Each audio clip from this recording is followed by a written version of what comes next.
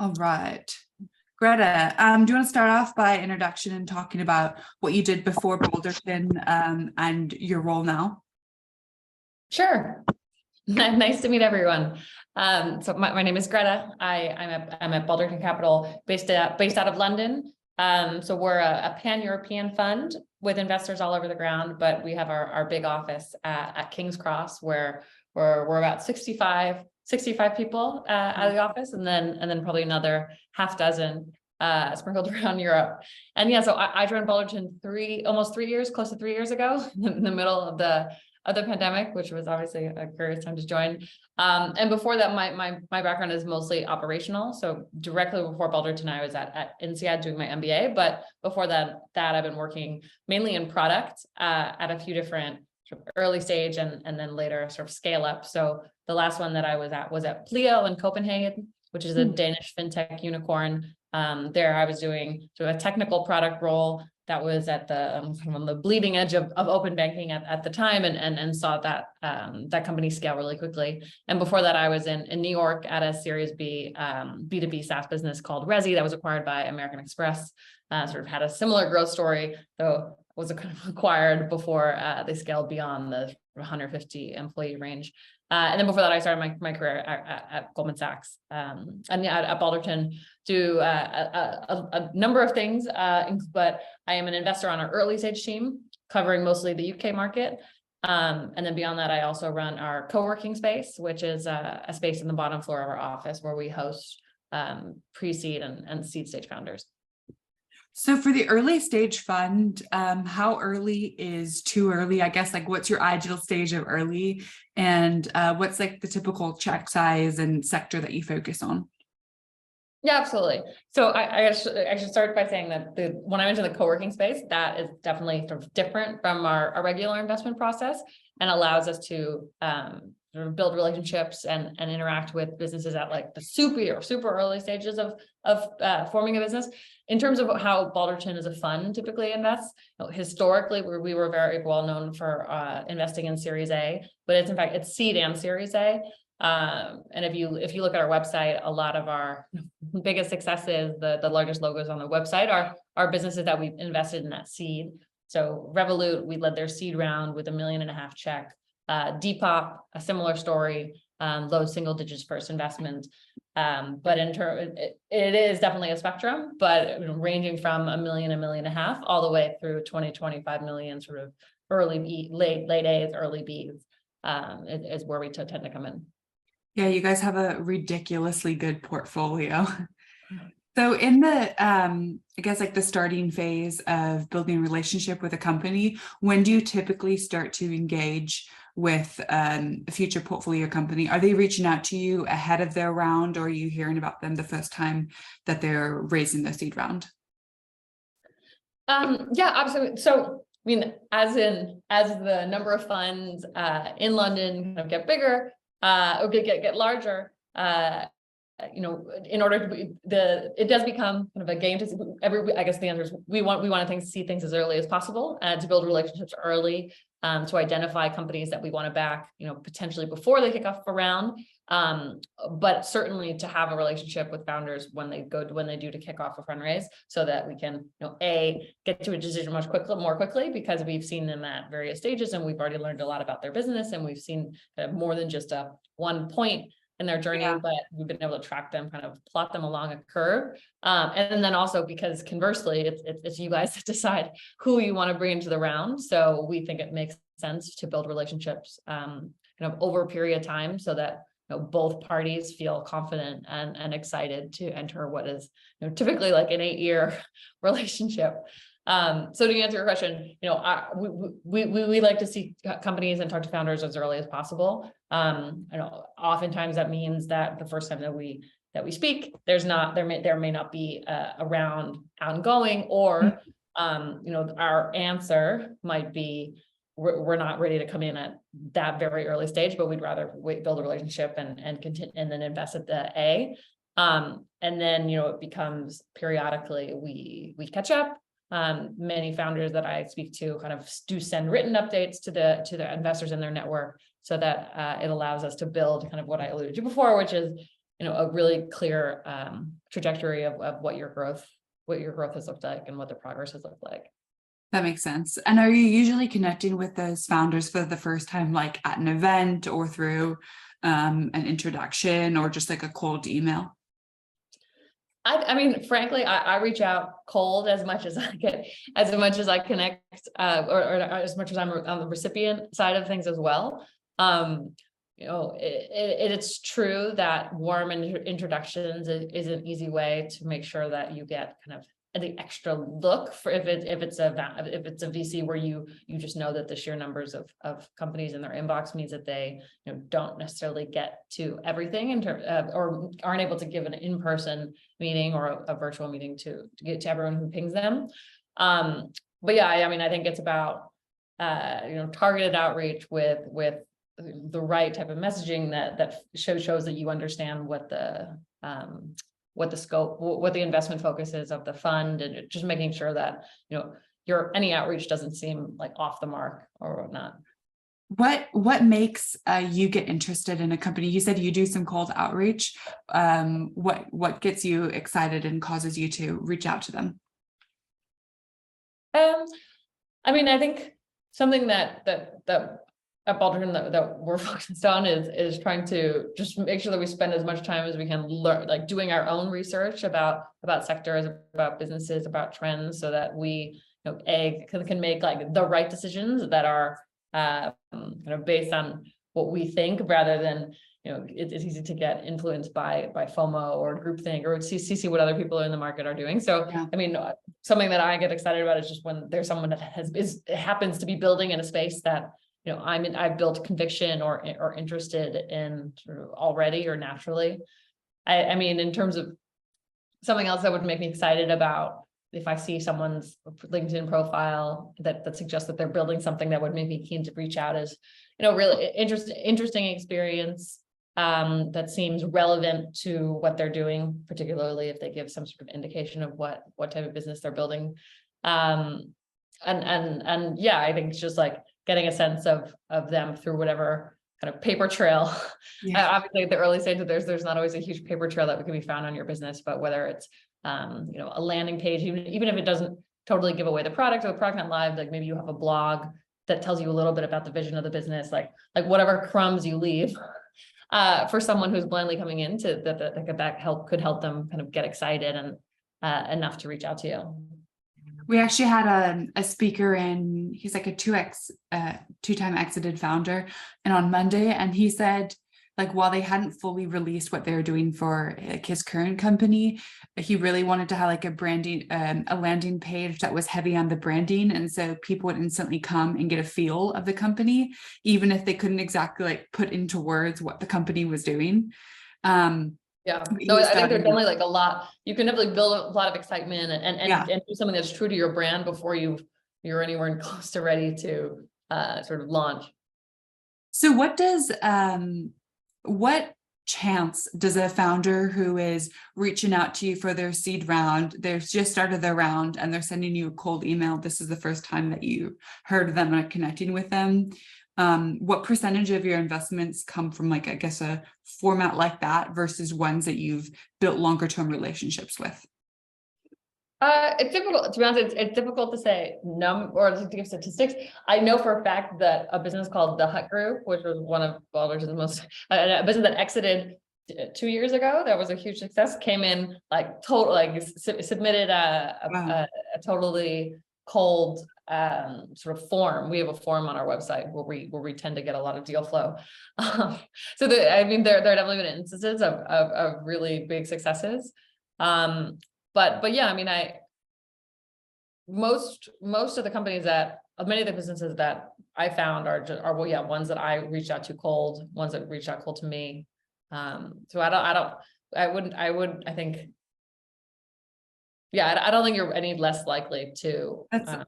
That's actually like really refreshing to hear from like a top tier fund here, that they like actually use cold outreach and that's been like effective. In terms of like that, first email and the deck, I wanted to have a little bit into that. Like, we know an email should be like short and snappy, but what are the key things that get you excited? And then going through a deck, like how many slides do you want to see? What are the main things that you're looking for, and kind of what are those key indicators that you're assessing? Yeah, I mean, in terms of the deck, we actually, for our co-working space, we organized some programs kind of like this. We brought in a pitching expert who was really kind of helpful in how to shape a pitch deck, and most of this is probably not brand new to you guys, but there are some pretty scary stats about how when you send people long decks, like they tend to just click them through like 2 minutes. Yeah, like click through them really quickly. And I think that data is a little bit skewed because most investors have like this doc downloader, the docs and downloader. So they might be reading it on their own screens. But I mean, definitely something that someone can click through and see and read and understand the narrative is really, really important. I think, typically the way that you see that done is in title slides, like titles of your slides, which are a complete sentence, tell a story, where you could just virtually click through it and understand kind of the arc of the pitch. But yeah, I think, I might actually say that there are like a couple things not to do. Like I would definitely, let's hear that. Red flags. Yeah, I would definitely not. So how many times I receive emails where people leave out really like key pieces of information that any investor would really want to know before taking a call, for instance, like your attraction. And I think, it's probably better to be upfront with all those numbers, because not including things, people tend kind of to think the worst. And it might like think, and not unprofessional is the word, but like someone who knows, making it obvious that what investors are hoping to understand from you in terms of information, and providing that pretty clearly and upfront in a digestible way. So I want to talk a little bit about traction. What does good traction look like? Like what's the month-on-month growth that you're looking for, and over how many months, if that's something that is a key focus for you? Well, I mean, traction in terms of numbers definitely depends on what stage you're at, and there are businesses that we invest in pre-revenue, for bringing any deployments live, if it's like an unpaid product. I think what we're most interested to see at each stage is just really clear signs of product market fit, and then that means different things at different stages of the business. So, I mean, if you have a few design partners, and maybe they're not paying for it. Maybe they're not paying for a product, but they're using it every single day. Like that would be a good sign of product market fit without any commercial validation.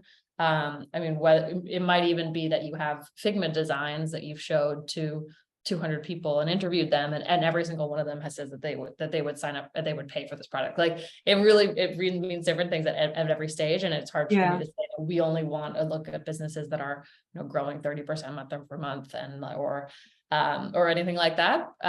It's more around honing the story and figuring out a way that you can demonstrate that you have product market fit or early signs of product market fit at any stage. One of the key things that we do in the program is founders submit weekly updates every single Friday, talking about how many users or potential users they've spoken with, and like what feedback they hear, and then how that is impacting their product roadmap or even like their plans for the next week. So what are ways that you gauge it? I mean, like obviously retention is good. If there's a high churn rate, then that's a sign that, the engagement isn't there. But are you calling, are you in the due diligence phase, like talking to people's users and their clients? Is that something that like the founder should be prepared for investors to ask for? Yeah, absolutely. So in a due diligence process, we almost always like to speak to customers. Better yet, oftentimes we'll ask for introductions to your customers, but if we're able to, we'll probably try to find them ourselves, to get kind of more of an unbiased view. So I would certainly be prepared for that. If you're building in if you have an open source build or open source build business, it might be easier for people to see kind of who's contributing and reach out directly. But I would expect that most most funds during an investment process are definitely going to want to speak to your users.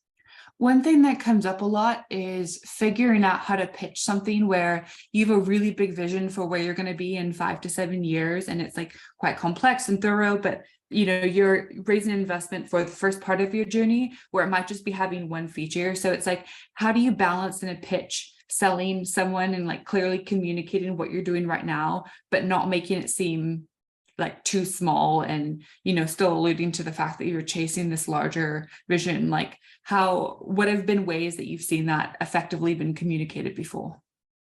No, that's a really good question, because I think that's something that comes up a lot, and when it's done really well, I think it can be really, really compelling. It happened. I'm thinking specifically of a pitch that I was in a few weeks ago when like the ultimate goal was, I want to reinvent, let's call it CRMs. It was a different industry, but like something, and then he basically outlined all the steps of how you leg into doing that in a super clever way that started and painted. So it was all really around showing the steps from A to B. That when you lay it all together, that makes the person think like, that's actually, not only is that a really interesting way of thinking about it, but like I can see how, wow, the ultimate goal is really ambitious. It seems crazy in some senses. When you break it down into these like 5 steps, it actually is all quite logical, and like I can see them each being achievable. So I think, it's really worth spending a lot of time if your business fits into that kind of category where you have pretty distinct long-term and short-term goals. Spending a lot of time kind of figuring out how you can structure the way that you communicate the steps between A to B, because I think if you can do that in a way, in the right way, it can make a really, really strong impression. Yeah, that makes sense. It's so challenging though, especially in like a 2-3 minute pitch, to try to like convey all of that without making it seem like you're trying to do everything at once. But the sort of, I guess, like sequential or one step in front of the other method that you described makes sense. No, and I think it depends on how much time the investor gives you. So like if it's a short pitch, you could say you can almost leave them wanting to understand how you're going to get from A to B, because you spend 80% of it talking about this is my first product, this is the pain that it solves, this is the clear evidence that I have that people want this and they're willing to pay for it. And then you say, well, but in reality, my vision is so much greater than that, and I have this like really amazing plan to get from A to B, and with 30 more minutes, I would love to explain to you what the steps are to get there. Makes sense. Save it for the second date, I guess. We're going to move to Q&A in the next like 10 minutes or so, but everyone put your questions in the chat. And I want to touch quickly on like 2 things that I always find to be very polarizing in terms of what investors think. And that's like total addressable market and exits. So I guess starting off on exits, do you want to hear founders talking about it at all? Or do you think that if they're talking about like, a 5-year acquisition, does that seem like, okay, you already have 1 foot out the door, or you're just in it for money? I mean, I think what we're interested at Balderton are there are many like different funds have different investment strategies. They have different LPs who demand different types of returns. But like just to give everyone context, like in Balderton investment committee that we have, like the Balderton team who's leading that investment has to make a case that each investment will return the fund, which is a really, really high bar. So sometimes, frankly, like I'll have decks where they'll talk about an exit value that would be really meaningful amount of money to any founder who, assuming they had a sizable portion of the business, but just sadly like isn't in line with what Balderton kind of needs to argue to our LPs internally. So intuitively, I just think that talking about exits kind of it almost just is at the risk of sounding maybe too soon or too small or too anything. That I don't see the big benefit of it. I think if you're able to communicate that you want to build a really, really big business and leave that up to interpretation, and that you're willing to spend to invest the 6 to 8 years that it takes to do that. There may be an opportunity, a really good opportunity to exit earlier. But I just frankly don't see the advantages to talking about exits, as long as you could convey that you're willing, that you're excited and you're mission driven and you're driven for success. That makes sense. So for total addressable market, I mean, actually, you kind of just touched on it. Like, you have to make sure the total addressable market is big enough to create a business that's like large enough to return the fund. But do you put much emphasis on how large they think their current total addressable market is in like the seed stage of their business versus where it's going to be in 5 years? Like, how are you assessing that slide? It's definitely helpful to have you definitely need a slide on addressable market, because most funds, when they do their process internally, like someone will do that exercise. So if even just to kind of help them start to help them know how you're thinking about that, is just kind of like a thing that'll be appreciated by most investors that you send it to. Beyond that, I think I mean, we spoke earlier around, like, if you have a short-term vision, a short-term product that has and then a long-term vision where the TAMs are very different, just like making sure that you think about what the TAM will be when you're kind of at that longer-term vision, just because otherwise you're artificially limiting yourself in the minds of the investor. I don't know. I mean, in general, I think TAM a TAM should show that you've spent enough time sort of thinking about it and researching it, but I don't think that anyone is going to kind of wed you to the TAM and the SAM and the like. No one's going to wed you to kind of what share of the market you think you can capture or anything like that. Okay. One last question for me, and I'll pass it over to Pody. For Balderton, I guess, do you guys feel additional pressure in a sense? Because I think, it obviously is like a top tier fund and a signal fund. So when other investors, especially angel investors, hear that Balderton is investing, they have like, an additional sense of, I guess, like peace of mind, or so do you have to think about the fact that like when you're investing, you're also waving the flag for other people to invest? Or are you guys like, I guess used to that in a sense? Well, I mean, I think something that I'm excited about at Balderton is that we're a generalist fund, and we've been able to back some pretty kind of out there businesses in the past that when many people think of VC funds, they think of sort of software only, with nothing too crazy. So something that I really liked at Balderton is that we do invest in things that are a little bit more untraditional, whether they're hardware businesses like Venmoof is an e-bike business, whether it's InFarm, which is a vertical farming business, whether it's Better Origin, which is an vertical insect farming business, and I think that what I really like about kind of doing that is that it kind of broadens the world of kind of VC investable businesses, which I think is a really positive thing, because it makes it allows hopefully people building in kind of more untraditional areas to get interest and capital from VC investors, because kind of some of the larger, more established funds say that it's okay, and that they're willing to do it as well. Yeah, like your conviction kind of opens up, I guess, like other overlooked industries or sectors, I guess. Or certainly industries that people don't necessarily think of having kind of sort of SaaS-like returns. Yeah, insect farming wasn't at the top of my list, so you learn something new every day. Insect farming, I'll tell you, we just led the Series A in Better Origin last year. I spent last week at their farm in Cambridge with the maggots. It's definitely one of my more unusual businesses. That's cool.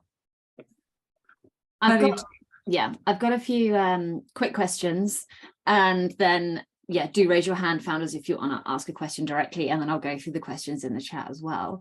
It would be great to understand a bit more about the funnel of, I guess, what happens behind closed doors when someone is pitching Balderton. So how many people would submit a deck cold, for example, and then is it that you might get a no immediately because it's not at the right stage? How many first calls do you take? And then what happens next? Is it's like first call, second call, then it goes to a review committee, and like how many people go through each of those different stages? Yeah, absolutely. So I'll talk about our early stage process because that's obviously the most relevant here. So we have, I think, 12 or 13 early stage investors from analysts, associates, principals, and partners, and all of us source. So there are some funds where the analysts are on the phone and they do the sourcing, and then it kind of goes up the pyramid. At Balderton, all of us are sourcing. So you might be talking to an analyst, you might be talking to a principal, you might even be able to be talking to a partner, and it's kind of all the first step. Most of us speak to maybe 400 companies a year, each of us, like first calls. After you speak to a business, we on a Monday meeting, we have a Monday meeting where we kind of talk as a group about all the businesses we've been speaking to in the last week, which of them we were the most excited about. And yeah, if the kind of the conversation out of that group is that it's something where we think that the businesses is really interesting, the founder is really interesting, and it's stage wise a good fit for us, then you would probably schedule a follow-up call. And where you meet more of the team, you might, dive deeper into a particular area, like, the product, if there is one. We might ask to speak with your technical co-founder if it's a very technical product. And yeah, so usually there are 2 to 3 follow-up calls where you would get to meet more of us. We probably ask to meet more of your team, and then that culminates in a presentation in front of the whole Balderton Investment Committee, which are our 12 voting partners, and then we get you kind of an answer from there. But I would definitely convey that almost all of the companies that we invest to at the Series A stage, we've been speaking to for 2 to 3 years, and many times have kind of passed on at earlier stages, simply because we felt that kind of for that type of business, that stage wasn't the right moment for us to invest. So while our investment is like a funnel, it's honestly more like this, because so many of the companies that I speak to on a weekly basis are businesses that have already been touched on in the past. So when I would definitely encourage you not to be kind of discouraged if you find yourself kind of you have a great introduction, you have a great first call, maybe there's just a follow-up call, and then you feel like you've maybe been passed on, or they've you're disappointed with the answer that you received. Like, really not to be encouraged, but just to realize that that's the way that especially multi-stage funds make decisions, and figure out ways that you can keep yourself warm and keep the relationship going, so that you're in a good position when you kind of like get your next shot. Yeah. And I guess that's where the constant updates and check-ins and maybe sending out a newsletter come into it, so you can keep you updated with where you're at. Yeah, absolutely. The only thing I should say about a newsletter is, if you're going to send out a newsletter, you really have to commit to doing it with regular frequency, because if kind of you pop back into the funnel and someone looks for your newsletters, and then they can see that there was like a 6-month gap when you didn't send any, like it just tends to send the wrong signal. So I think newsletters are an amazing way to keep people up to date, with the caveat that you have to stick to them. Yeah, that makes sense. Is there anything that you're not investing in? Like people got annoyed with the taxi ride sharing market, and they thought it got saturated, and then it was the food delivery thing. Is that saturated? Is there anything that you're seeing pitches and you're just like, no, it's just too late for this wave? No, there's definitely not industries as a whole that we're saying no to. I mean, because Balderton has been investing for so long and we don't invest in competing businesses, there are definitely a lot of businesses that we've kind of already made our bet in and can't compete and can't invest in a competitor. So that then tends to rule things out a little bit. But no, I mean, I think considering what's happened in the last year in terms of the macro environment, certainly there are industries that were hyped up at the top of the market that sort of investors as a whole went a bit cold on. Usually the biggest reason there is because they were never able to show strong economics, which was less important then, more important now. But no, I mean, it's not like I have like blanketly crossed off sectors that I'm not excited about. Okay, cool. The other question that I had is similar to what you just said. We get this a lot. Founders ask us whether they should pitch a fund if they see someone in your portfolio that is doing something similar, and they might not be directly competitive, but it's something where they think if their issue, I guess, is like they'll tell you and then you tell your portfolio company, and then the portfolio company ends up like adding that to their business model. How would you answer that? Yeah, so I mean, we have it kind of on the terms and conditions of our website that anything that you tell us in a pitch, we're not going to use for anything other than to make investment decisions for your business specifically. So we're not going to go and tell another company or portfolio. That being said, like I tend to be, it depends on the fund, and there are maybe some funds that are able to invest in competing businesses because they have maybe the proper, Chinese walls within the firm or whatnot. At Balderton, we just take it really seriously. So I tried to be as kind of careful and upfront as possible. So, oftentimes I'm the one saying, we are also invested in this business. I don't see them competing directly with you at the moment, but like, let us know if you're not comfortable. So I think it's mostly around kind of being transparent and if you take a call with an investor and you get the sense that they're not being transparent in that similar way, like maybe that would kind of give me pause as a founder. But in a positive interaction, I think it should be like a pretty open conversation where you say, I saw this logo on your website. Look, can you tell me if you work directly with them? Because that's another thing. Like in most funds, like it may be in a different fund that they might not have any direct interaction with that company. So I think it's totally you're well within your right to kind of ask the investor about what they know about the other business and how closely they work together. That makes total sense.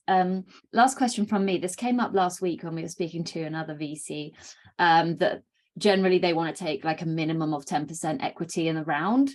And so there might only be one, maybe two VCs in a round, and then it will be topped up by angel investors because founders don't typically want to give away more than 15% equity per round. Do you have any advice that you would give to founders on that kind of thing? Like if you've already got a top tier VC, would Balderton interested in co-investing, and would you reduce the amount of equity that you're taking? How do you manage that as a founder? Yeah, so in terms of what level of ownership funds are looking for, I think it definitely again depends on the strategy on the fund. At Balderton, we like to think of ourselves as low frequency, high conviction investors. So we make fewer investments with really high conviction. We want, frankly, as much of the round as we can, because our commitment to you is that we're only gonna kind of commit ourselves as our time to a few portfolio companies and spend as much time as possible with them, be on every board that we can, be as actively involved as we can, and give them kind of all of the resources that Balderton has internally. So compared to other funds, we don't usually do what I would call like toe hold investments, where you put a small check in the hopes of leading the next round and staying in the founder's good graces, but rather like if you have our investment, you have our full commitment. So from that perspective, we do co-lead fund. We do co-lead rounds sometimes, but it's not usually a first choice. And most often we if you look at the investments that we made, we'll have taken up most of the run. Yeah. Okay, cool. Thank you. Francisco, do you want to ask your question? Yes, thank you. Hi, Greta. Thank you for the insights. I've got two questions. So one is that as I start looking for my seed round, the single founder always seems to be sort of in opposition to a strong team. And so my question is for you guys, do you guys invest in single founders, generally speaking? Well, absolutely. Yeah, absolutely.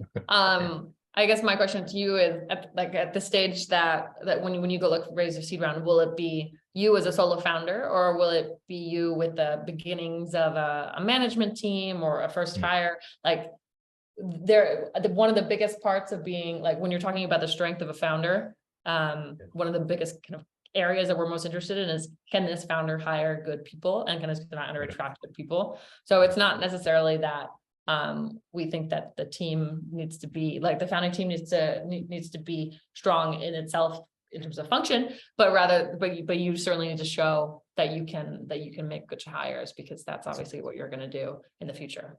Awesome. Thank you. And just the last one.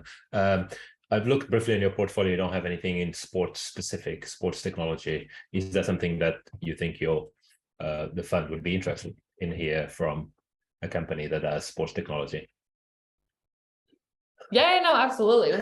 We have looked at things in the past, whether it's gaming, whether it's sort of fantasy. I mean, it's definitely an area that we're interested in. The numbers, the numbers show the opportunity. It is yeah, they do. Yeah, I think I can tell you that there are investments within the sports world that we wish that we would have done in the last. Okay, good to know. All right, thank you. Maybe we can save that for the end and find out which one you're really sad that you missed out on. Rahul, do you want to ask your question? Sure, thank you.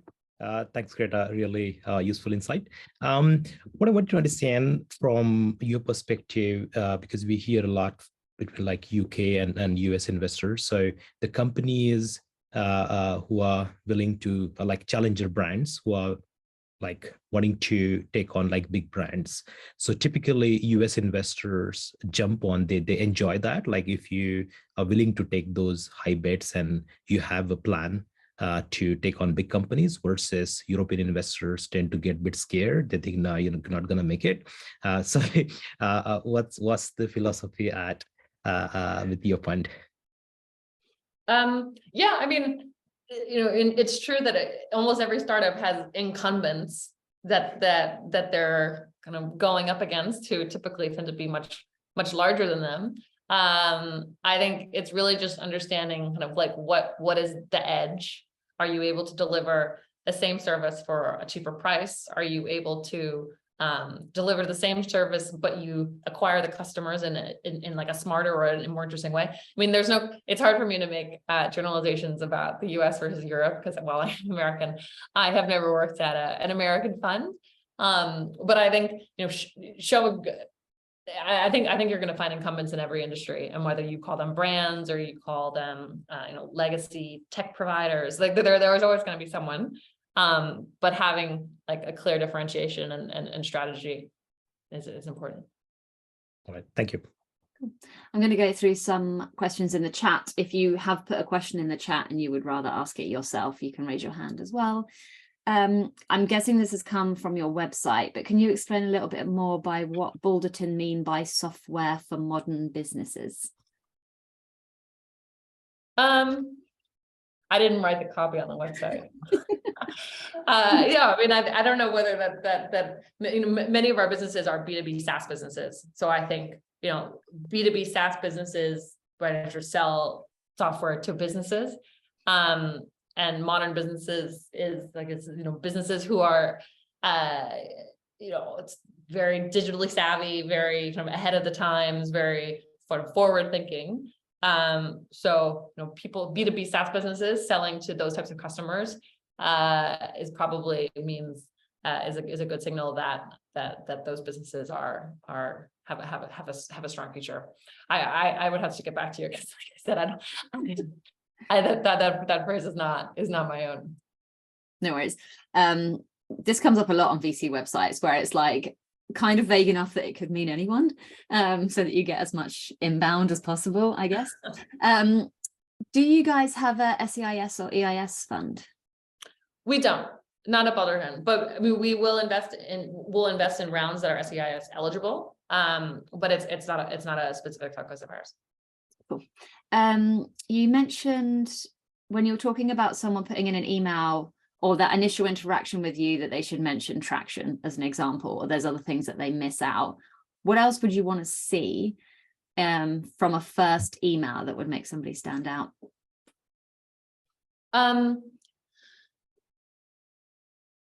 Yeah, I mean, I think telling like I kind of read, like being succinct, but making it really kind of leaving, not making making it so that the investor has to leave a lot to like the imagination in terms of what you're building, like being very clear about, yeah, this is where I am, this is how far I've gotten, this is what I'm focused on, and this is how much I'm raising. Like I would just try to hit the major talking points. So I mean, the same way that you would in a pitch, and kind of just imagine like what the first question would be, and then, you know, whether that means you've left something important out. Do you think that there's any value in them doing research on you first and like sweetening you up, I guess, with something like, oh, I saw that you wrote this blog on X, or are you more interested in just like getting to the details of their fundraise? No, I mean, if I wrote a blog, if I wrote an article on like the view of banking as I just posted something on like banking as a service and outlook for 2023. Like if someone's written something about your that's relevant to your business, like you should absolutely mention that, because not only will they feel like you kind of know something about them, but they'll feel, I think, also a bit more obligated to pay attention because you're telling them that it's very relevant to what they're interested in. I wouldn't take that sort of too far by delving into the like 15 lines down into someone's LinkedIn profile, but yeah, to the extent that you can kind of drop things in an email in a casual way that show that, you know, you're kind of personable and you have EQ and you know a little bit about context, is definitely a good way to just, you know, give someone a good impression of you personally. Yeah, it seems like there's a lot of VCs who are pushing out content quite regularly as well, because we look through people's LinkedIn profiles before you come in for the session, and anything that you talk about, then we're happy to talk about. So that's a good thing, because it makes founders' lives a little bit easier, I think. Yeah, no, I think it's totally true, because now more than ever, there are lots of VCs who talk on Twitter, they're publishing stuff. Like it just makes it also easier for you to get to know someone, like what someone's personality is like a little bit more in advance of meeting them. And that might, I mean, maybe that helps you, you know, get the first call. But it also just gives you a sense of whether it's someone that you think you're going to get along with, and think that if it's someone that you want to work with. So, like, as I kind of said before, it's definitely a two-way street. Yeah. Making sure that you want to work with them as well. Question from Mike, which relates to this competitors in your portco, I think. There are some businesses that are it's quite nuanced what their USP is and how they're different to one another. So he's given the example of Starling versus Monzo, but how do you assess, if you're speaking to someone, whether they're like different enough, or what the nuanced difference is when they're pitching you? I mean, I'm not sure that I totally understand the question. Is it about kind of how to convey to someone what your USP is when there are a bunch of competitors on the market who are successful? And because I think, I mean, if it's then it's you, it's up to you to make it very clear, like why, what the differentiation is. In terms of how we would assess it internally, I mean, it's just about understanding as much as we can about the businesses, and no. I don't know. Maybe I misunderstood the question a bit. Yeah, Mike, do you want to, if you're there, take yourself off mute and add any additional context? Yeah, exactly that, right? So, you know, when we're preparing our pitch, as well as our company as a whole, you know, the question always becomes like, how do we make ourselves more defensible or different, you know, in a way that creates a moat around our proposition. However, when we explore, you know, current like businesses, let's just take, I don't know, Nutmeg and Wealthify for an example, right? They both sell ISAs and roundup investing and things like that. You know, from a consumer's point of view, there's not really much of a product differentiation, yet they're both very successful companies. So, you know, a VC would probably invest in either or. So I guess like what I'm saying is, you know, at a very early stage, how do we convey differentiation? How do we convey a moat when, you know, our big brothers that are out there being successful, like may not have a clear differentiation or a moat? Oh, interesting. Okay. Yeah, I mean, I think it'll all depend in the business. Like, there might be a very large very often, frankly, we have the conversations internally when we'll say there are, 3 businesses doing pretty similar things. They're all at a pretty similar stage, but we think that the market is large enough for 3 of them to be successful. And like that's a conversation that we have a lot internally. So it is kind of all around, you need to frame your answer to depend on your market. Like, is this a market where it's a winner takes all market? If it's a winner takes all market, you need a very clear kind of path to and moat in order to capture that. If it's a market where it's a growing, so far pretty greenfield market, the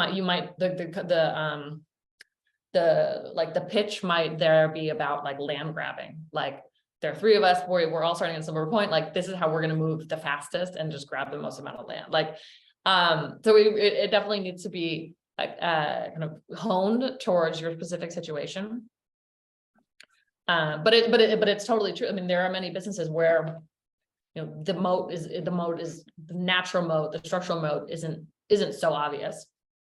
And there it becomes around, why you're going to do it faster than anyone else, why you're going to get, why you're going to be able to be the one that everyone wants to work with, or you're going to have the best brand, or like whatever it's going to be. Does that answer your question? I'm happy to. Yeah, no, that was very clear. Thank you. Appreciate it. Question in the chat. So this is, I think, based on the back of your conversation with Francisco, when you were talking about a sole founder being able to build a team around them, and the fact that they can, I guess, sell team members on themselves and their brand is a good signal. I guess, firstly, the big question that always comes up, if you're a non-technical founding team, would you prefer that someone had the technical capability in-house? Would it put you off completely if they outsourced the tech? That one 100, it depends on what you're doing again. If you're building like something, you're fine-tuning large language models, if you're doing something where your tech is your core of your business, like, you need to have that know-how in the team. If you're building a SaaS application where the heart of the product is not necessarily the technical implementation, no one is going to give you a hard time for outsourcing that. And I think, frankly, with the proliferation of these like no-code apps, backends as a service, like, it's making it very easy to launch high-quality SaaS products and high-quality mobile apps. So I don't think that anyone is going to count it against you for not having sort of a CTO at the early stages, when you can build something good enough and for cheaply and cheaply by outsourcing it or by just hiring sort of junior developers. Yeah.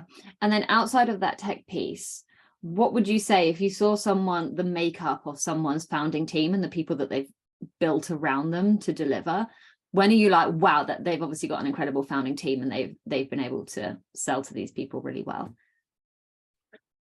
Yeah, I think there can be a number of things, but obviously someone's experience is something that we look at. Like, are you able to bring someone who has impressive experience or highly relevant experience that shows that, they've made the jump from you, they've made the jump from that to you.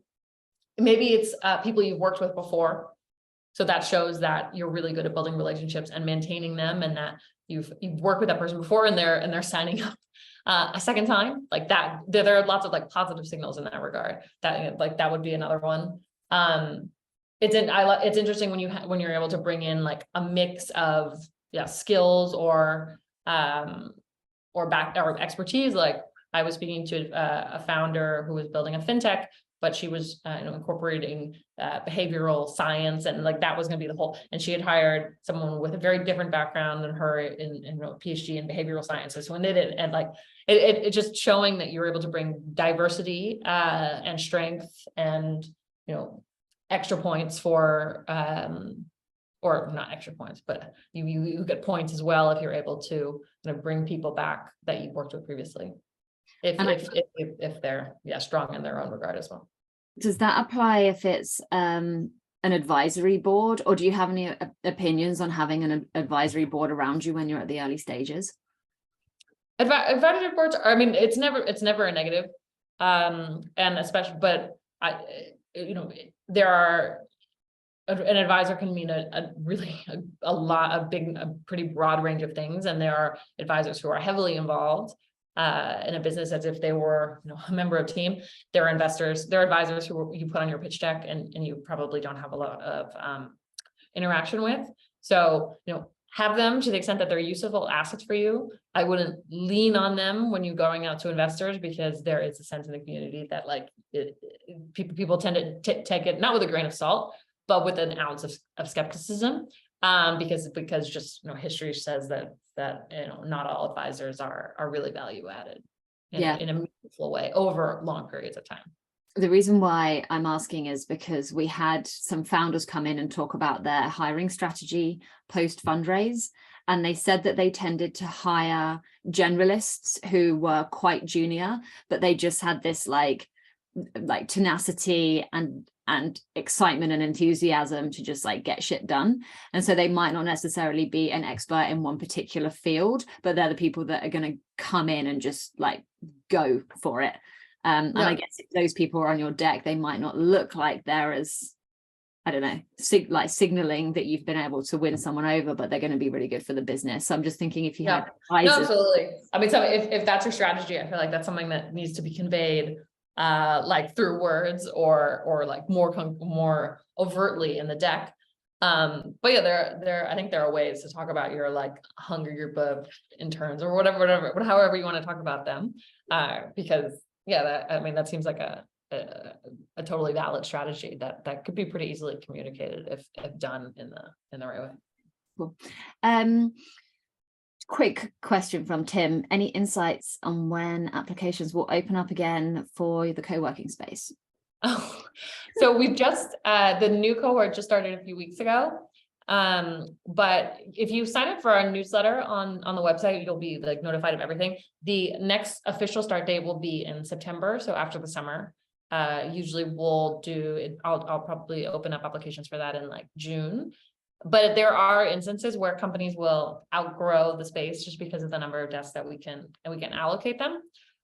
So if you put yourself on our on the newsletter, and frankly, you can ping me after this, because I keep a short list of companies that I know are really interested in that. I know if spots open up, happy to.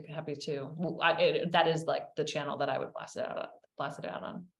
Yeah, just drop me and MA a note, and then we can pass it on to Greta, or you can just contact her directly. Should we talk a bit about FOMO to end with?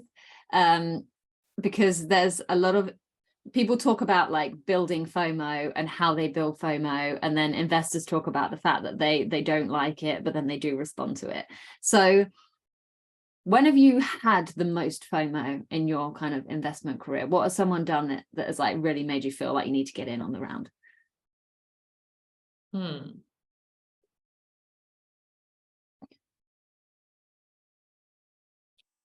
Interesting. I mean, so there's definitely there's FOMO that you can build by telling other investors about your fundraise, and you're kind of playing the game, and the conversation you have, you tell them, oh, you have all these ICs, that's one way. In a perfect world, if you were able to build up just chatter or buzz around your business in a more organic way, that is what creates genuine FOMO.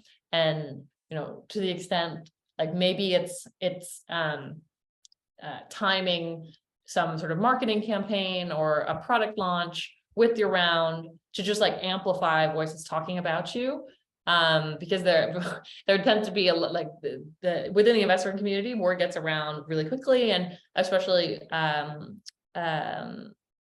yeah, absolutely. I mean, word tends to get around really quickly. So if investor FOMO is real, but to the extent that you can kind of make it so that it looks like ostensibly it's not you, kind of rile behind the scenes, kind of puppet mastering, the more genuine, and I think the more the impact that investors will be felt.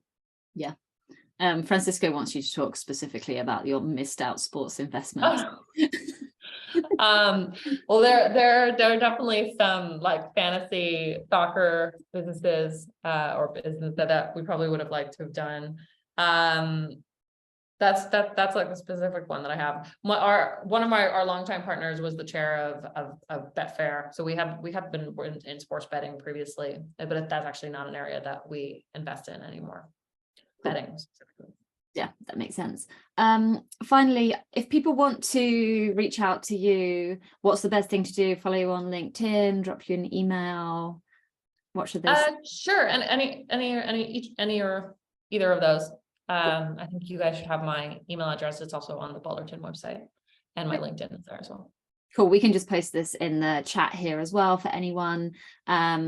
And obviously take all the tips that Greta just gave. If you're going to reach out to her and pitch her, make sure you put the traction and make everything really easy. Have a look at who they've invested in before, all of that kind of good stuff. Thank you so much. That was really valuable. Thanks, Greta. Really appreciate it. Thank you so much for having me. Thank you. We will Thank you. we'll say goodbye, and then if anyone has any questions, feel free to stick around, and me and Emma will be here for a minute or so. Thank you.